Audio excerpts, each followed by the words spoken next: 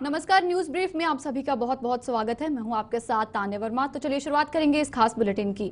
मुख्यमंत्री उमर अब्दुल्ला का आज रामबन का प्रस्तावित दौरा स्थगित हो गया है। खराब मौसम के कारण मुख्यमंत्री रामबन नहीं आ पाए और कल मंगलवार को अगर मौसम में सुधार हुआ तो वह रामबन का दौरा कर वहां आपदा से हुए नुकसान का जायजा लेंगे। मुख्यमंत्री ने श्रीनगर में पत्रकारों के सवालों के जवाब में बताया कि रामबन के हालात बेहद खराब हैं और सबसे पहले हाईवे को खोलने की कोशिश की जा रही है। लोगों को रिलीफ देने के लिए केंद्र सरकार को भी विश्वास में लेकर हर तरह के इंतजाम किए जा रहे हैं ताकि प्रभावितों को मुआवजा दिया जा सके। दूसरी ओर मुख्यमंत्री ने आपदा की आड़ में जमाखोरी व कालाबाजारी करने वालों को भी सख्त लहजे में सख्त चेतावनी दी है।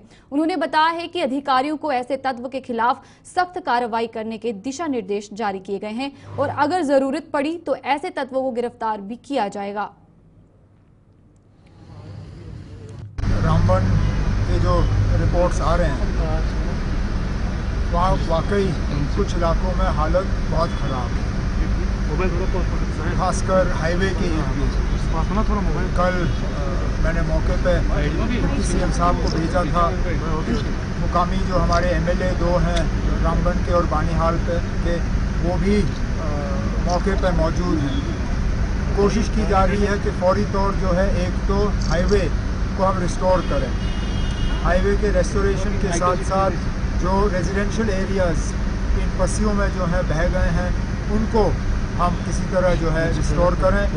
रिलीफ जो है उसका इंतज़ाम किया जा रहा है और मरकज़ से कोशिश से बात की जा रही है कि नेशनल डिज़ास्टर फोर्स जो है उनको भी वहाँ पे मौके पे भेजा गया है।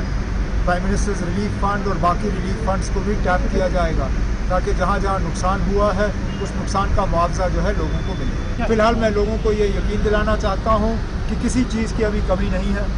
होर्डिंग की कोई ज़रूरत नहीं है, ना यहाँ पे किसी को ब्लैक मार्केटिंग करनी चाहिए। हुकूमत को, अफसरों को वाज़िया हिदायत दी गई है कि जहाँ पे भी ब्लैक मार्केटिंग हो, जहाँ पे भी अननेसेसरी जो है कीमतें बढ़ाई जा रही हैं वहाँ सख्त पाबंदी जो सख्त कार्रवाई की जानी चाहिए। इसमें पुलिस को शामिल करके उनके खिलाफ केस की जानी चाहिए और अगर कहीं पर गिरफ्तारी ज़रूरी पड़े तो उनको गिरफ्तार करना चाहिए।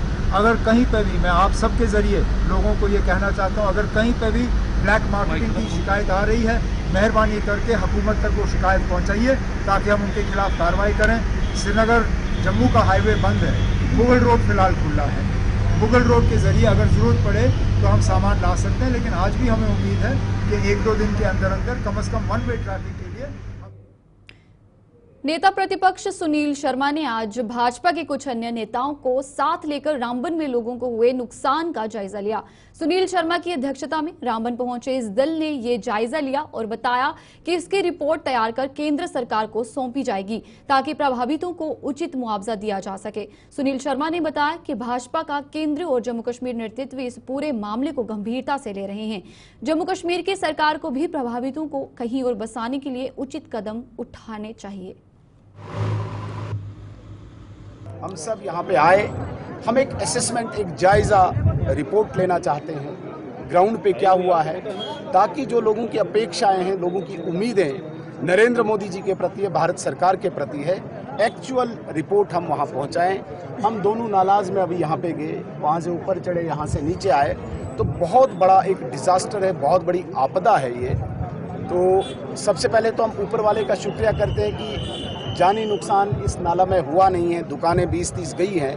3 लोग इस फ्लड में अपनी जान गंवा बैठे, जिनके प्रति हम संवेदना प्रकट करते हैं, श्रद्धांजलि भेंट करते हैं। उनके परिवारों को और अफेक्टेड फैमिलीज जिनकी प्रॉपर्टी का लॉस हुआ है, ऐसे सारी जानकारी लेके एक व्यापक रिपोर्ट तैयार करके, कंप्रिहेंसिव रिपोर्ट तैयार करके विपक्ष की भूमिका निभाते निभाते स्टेट गवर्नमेंट से जो हमने करवाना है वो करवाएंगे और केंद्रीय सरकार से, भारत सरकार से जो अपेक्षा रामबन के लोगों को है, प्रभावित परिवारों को है, उसकी पूरी जानकारी नरेंद्र मोदी जी, केंद्रीय गृह मंत्री अमित शाह जी तक पहुंचा के इन लोगों को जो आर्थिक लाभ करवाना है, जो आर्थिक सहायता, मदद करवानी है, वो हम करवाने की कोशिश करेंगे। आपका बहुत बहुत धन्यवाद। अभी हमने और 1-2 जगह जाना है और मुझे पूरी उम्मीद है कि जिस प्रकार से मीडिया ने भी कल से यहाँ पे अपना रोल निभाया है, आप भी धन्यवादी हैं क्योंकि आपने भी इनकी आवाज़ राइट प्लेटफॉर्म्स पे पहुंचाई है। आपका भी बहुत बहुत धन्यवाद। भारतीय जनता पार्टी केंद्रीय नेतृत्व, और प्रदेश नेतृत्व बहुत गंभीर है, बहुत सीरियस है इस आपदा को लेके। और चूंकि मैंने पहले भी कहा कि ये कोई ओवरनाइट पॉसिबल नहीं है, जिन लोगों को यहाँ पे ज़मीन गई है, जिन लोगों के स्ट्रक्चर गए हैं, एग्रीकल्चर लैंड गई है, स्टेट गवर्नमेंट उनको रिहेबिलिटेट करके उतनी ही ज़मीन वहाँ पे दे, क्योंकि नालाज में दोबारा से बिल्डअप करना पॉसिबल नहीं है। इनके लिए ज़मीन प्रोवाइड करे, आर्थिक सहायता, आर्थिक मदद भारत सरकार करेगी, ये भी हम आश्वासन देते हैं। नेशनल कॉन्फ्रेंस के अध्यक्ष डॉक्टर फारूक अब्दुल्ला ने कहा है कि रामबन में आई प्राकृतिक आपदा ने हमें एक बड़ा सबक सिखाया है और भविष्य में ऐसी आपदाओं से निपटने के लिए अभी कई कदम उठाने की जरूरत है। जम्मू में आज एक क्रिकेट प्रतियोगिता का उद्घाटन करने के बाद पत्रकारों के सवालों के जवाब में डॉक्टर अब्दुल्ला ने बताया कि रामबन प्रभावित हुए लोगों को दूसरी जगहों पर बसाने की जरूरत है, क्योंकि अभी वो इलाका रहने लायक नहीं रह गया है। डॉक्टर फारूक अब्दुल्ला ने कश्मीर घाटी को देश के अन्य हिस्सों से जोड़ने के लिए नए वैकल्पिक मार्गों के निर्माण की जरूरत पर बल देते हुए मुगल रोड पर भी टनल का निर्माण जल्द से जल्द करने की मांग की। This is natural disaster, and this disaster has to be met. And the future, we have to start thinking. वहाँ नाले जो हैं उनको ठीक करना पड़ेगा कि वो पानी जो है वो सीधा आ जाए, वो उन जगहों पर नहीं जाए, और इनको दूसरी जगह बसाना पड़ेगा। वो बहुत जरूरी है, क्योंकि आप वहाँ बस नहीं सकते हैं, वो सारा पहाड़ नीचे आ गया है। इससे उसकी तरफ भी हमें ध्यान देना। Highway has been affected. Sir, अगर आज ट्रेन होती तो लोग बच सकते थे, ट्रेन से जा सकते, और अफसोस मौसम इतना खराब था, वज़ीर आज़म आ नहीं सके। मुगल रोड है, उस पर भी इतना बोझ पड़ गया है कि लोगों को अब सुंदरबनी में रोक रहे हैं जी, और फिर उनको छोड़ रहे हैं जब तक कि ये हम लोगों का जम्मू कश्मीर में इतनी बुरी हालत है। एक सड़क होने से हमारा तबाही का रास्ता है। ये जो नए टनले बनाने वाले थे, खासकर डोडा से जो वो एक नई टनल खोलनी थी वहाँ, उसका काम जल्दी होना चाहिए, क्योंकि एक ही नेशनल हाईवे ये कर नहीं सकता। और बहुत जरूरी है कि मुगल रोड के अंदर टनल बनाई जाए, कि हमें कई ऑल्टरनेटिव रूट्स चाहिए जो हमें वतन के साथ जोड़।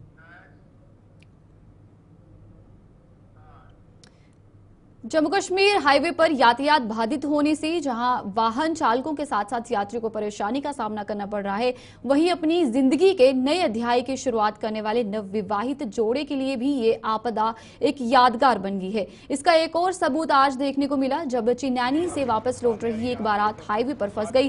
दुल्हे मियां गाजे बाजे के साथ उधमपुर की चिन्नैनी तहसील से अपनी दुल्हन को ब्याह कर वापस अपने घर रामबन की खड़ी तहसील की ओर आ रहे थे, लेकिन रामबन में रास्ता बंद था। हालांकि सुरक्षा बलों के जवानों ने इस बारात को सुरक्षित जगह पर पहुंचाया, जिसके लिए बारातियों ने उनका तहे दिल से आभार जताया। यहाँ पर एक शादी थी, लेकिन रास्ता बंद होने के कारण मैंने भी काफी रामबन के अपडेट जो है वो हम आपके साथ। हमारी बारात तो पहले वेस्ट में गई थी, तो वहीं से आ रहे हैं अभी। जो हमें रास्ता जो शाम को मिला था, जो वहाँ पूछने के लिए बहुत ही खस्ते हालात थी, तो इतनी मुश्किल से पूछे हम। तो अब वापस जाने के लिए हम आ रहे थे तो देखा रोड ख़राब है, लेकिन शुक्रगुजार है आप लोगों का कि जो हमारे लिए सब कष्ट हो रहा है। इंडियन आर्मी का भी शुक्रगुजार है, धन्यवाद उसका, जो हमारी बात मीडिया के ज़रिए से गवर्नमेंट तक पहुँचेगी। तो कुछ न कुछ इंशाल्लाह हो जाएगा। ये कुदरती निज़ाम है, कुछ परेशान है, कुछ खुशियों में है, लेकिन हमारे लिए ये शादी एक इंजॉय हो गई। तो हाईवे पर बारात ले जाना अब कितना आसान है? आसान तो नहीं है ऐसा, तो हम ऐसे बेसिकली हम पहाड़ी लोग हैं, तो हमें इतना कष्ट वो नहीं होता है कि हमारा वो हो जाए, लेकिन अब क्या करें, तो मजबूरी तो हमें तो पैदल सफ़र करना पड़ेगा। हम रहते हैं चिन्नैनी बेस्ती में। आज हमारी शादी थी, मौसम की वजह से वो ठीक से हो नहीं पाई, तो इसलिए हम सरकार से ये अपील करते हैं क्योंकि आइंदा मतलब इतने दिन ट्रैफिक जाम नहीं रहनी चाहिए। कितने टाइम से आप यहाँ पे हैं? हम सुबह 8 बजे के आए हुए हैं। कहाँ जाना है आपको? खड़ी। जम्मू श्रीनगर हाईवे बंद होने से इस बार भी कश्मीर जाने वाले लोगों का जम्मू में जमावड़ा लगता जा रहा है। इनमें से ज्यादातर लोग श्रमिक हैं जो देश के विभिन्न राज्यों से आए हैं और रोज रोटी के सिलसिले से कश्मीर जा रहे हैं। ये लोग जम्मू के बस स्टैंड पर डेरा डाले हुए हैं और इनका आरोप है कि प्रशासन उनकी कोई सुध नहीं पा रहा है। बताया जा रहा है कि कुछ लोगों के पास पैसे भी खत्म हो चुके हैं, जिससे वो खाने पीने को भी मोहताज हैं।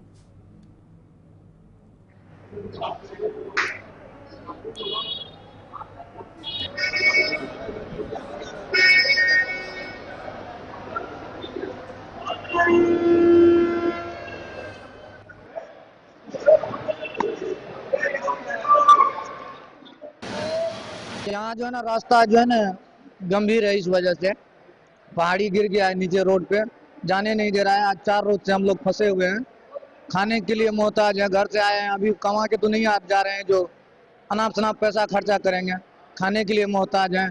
तबीयत खराब हो गया है, रात में मच्छर काटता है, यहाँ पे कोई चीज़ का व्यवस्था नहीं है। सर रास्ता जाम हो गया तो इसी वजह से परेशानी में बैठे हुए हम लोग यहाँ पे, क्योंकि गाड़ी कहीं का नहीं बन रहा है। मुश्किल तो आ रही है सर, खाने पीने के लिए मान लो उतना पैसे लेके नहीं चलते, कमाए मतलब काम धरना तो यहाँ पे नहीं करते हैं सर। बहुत है यहाँ पे, तकरीबन 3-4 हज़ार मजदूर से ऊपर है।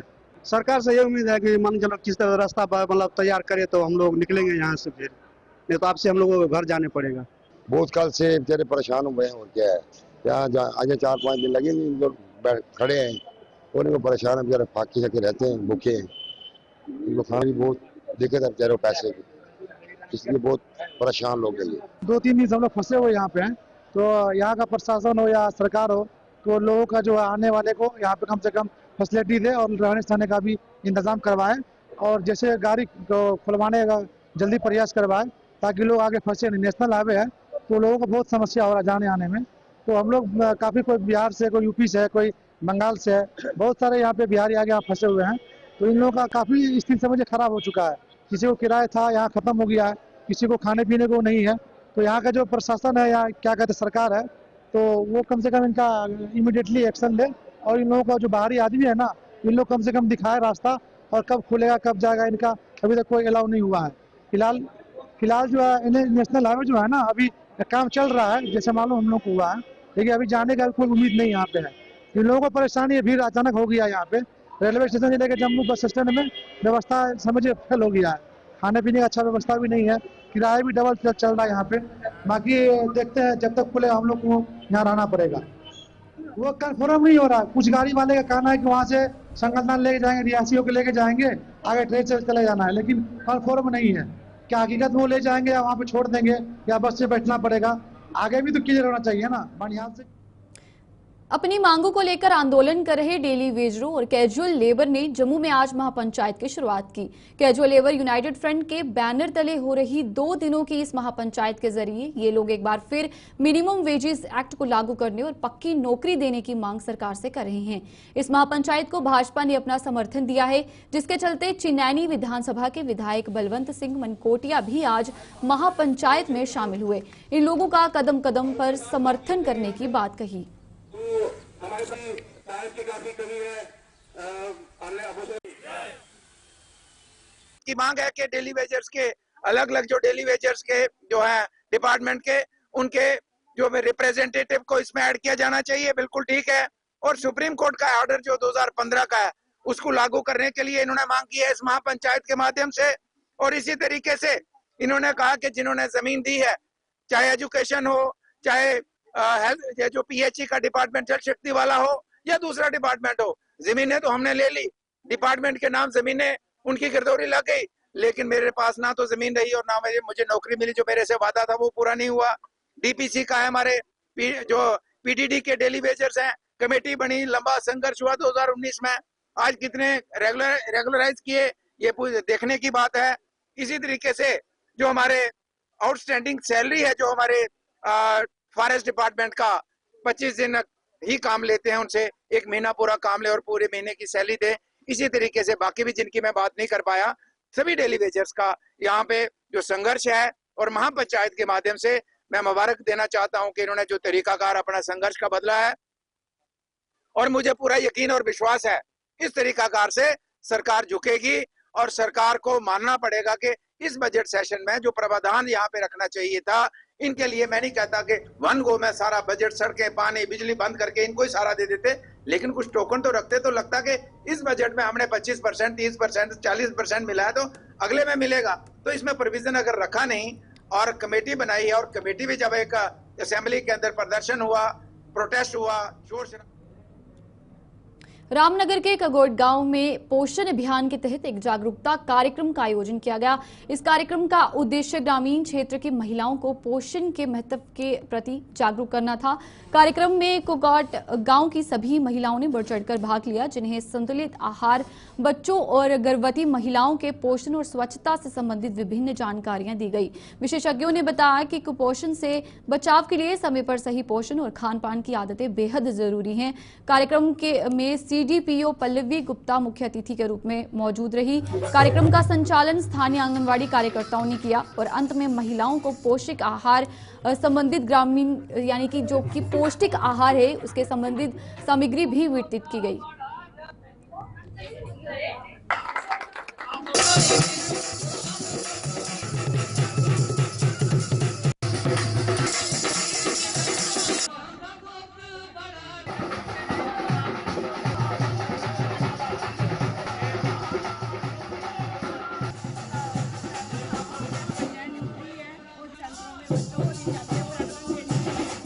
आज हमने कगोट पंचायत में ये पोषण पखवाड़ा रखा हुआ था। पोषण पखवाड़ा जो होता है हमारे ICDS की एक स्कीम है जो कि काफ़ी टाइम से चली आ रही है और हर साल ये जो है मार्च के महीने में मनाया जाता है, लेकिन इस साल ये जो है 8 अप्रैल से शुरू हुआ है और 15 दिन, क्योंकि पखवाड़े का मतलब है 15 दिन, तो 8 से लेके ये 22 तक जो है ये हमारा प्रोग्राम चलना था। और इसमें ये हमने अलग अलग पंचायत जो भी हमारे रामनगर में आती हैं उनमें करवाया पहले, और आज मुख्य तौर पे क्योंकि हमारे यहाँ पे हमने एक नुक्कड़ नाटक की टीम को भी इनवाइट किया गया था, तो उनके थ्रू ये मैसेज पहुंचाना चाहते हैं पूरी जनता को कि जितने भी पोषण जो होता है, पोषण का क्या मतलब है कि पोषण में आता है हमारे पास बैलेंस डाइट।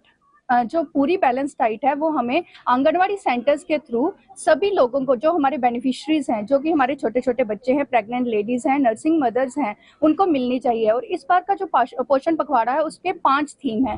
पहला जो है कि मतलब जो 1000 दिन है उन 1000 दिनों में उनको पूरी न्यूट्रिशन देनी है हमने। 1000 दिन का मतलब जब से वो प्रेग्नेंट हुई है लेडी और उसके बाद बच्चा जो है 2 साल तक जब बच्चा हो जाता है तो उसमें पूरी न्यूट्रिशन उनको प्रोवाइड करनी चाहिए। फिर अनीमिया की रोकथाम भी होनी चाहिए, डायरिया को भी इस बार रोकने के लिए ज़्यादा वो किया गया है और खूब साफ सफाई का ध्यान रखा गया है, पानी के ऊपर भी स्ट्रेस दिया गया है। और जो 5वीं है वो है बैलेंस डाइट। तो ओवरऑल हम पोषण पखवाड़ा के थ्रू ये बताना चाहते हैं सब लोगों को कि जो हमारे आंगनवाड़ी सेंटर्स हैं वहाँ पे क्योंकि न्यूट्रिशन जो है वो प्रोवाइड की जाती है, और बैलेंस न्यूट्रिशन मतलब प्रोटीन्स, कार्बोहाइड्रेट्स, मिनरल्स और इसके साथ साथ फैट सब कुछ प्रोवाइड किया जाता है जो एक हेल्दी बेबी को नरिश करने के लिए चाहिए, और हेल्दी मदर को भी, प्रेग्नेंट लेडीज़ को भी, क्योंकि प्रेग्नेंट लेडीज़ में अनीमिया की प्रॉब्लम बहुत ज़्यादा होती है। अनीमिया को भी रोकने के लिए इस बार जो है काफ़ी स्ट्रेस लगाया गया है। तो हमने यहाँ पे हमारे साथ हेल्थ वर्कर्स ने भी कोऑर्डिनेट करके यहाँ पे अनीमिया की टेस्टिंग भी हो रही है।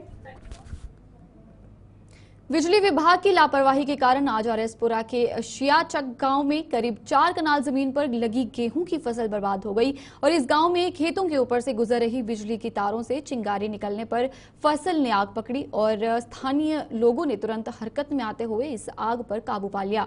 किसानों के मुताबिक अगर आग को न बुझाया जाता तो 50 से ज्यादा एकड़ में लगी फसल खराब में तब्दील यानी कि राख में तब्दील हो सकती थी, और उन्होंने बिजली विभाग से बिजली की इन ढीली तारों को कसने की मांग की ताकि उन्हें ऐसे आपदा का सामना फिर से न करना पड़े।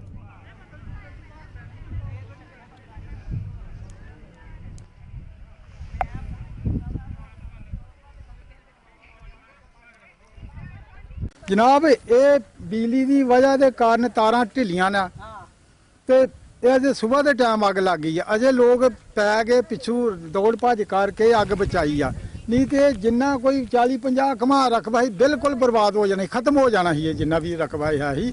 असी यो ही गौरमेंट अगे अपील करने, बिजली वाले अगे, डिपार्टमेंट वाले अगे करने। हुण खेतीबाड़ी का काम है, जिमीदारों का काम है, यो ही दारमदारा है जिमीदारों का सारा, और तो कोई है नहीं है। लेना देना जो कर्जा सब इसी के ऊपर ही है, इसे ते डिपेंड रखे दा जिमीदारों ने।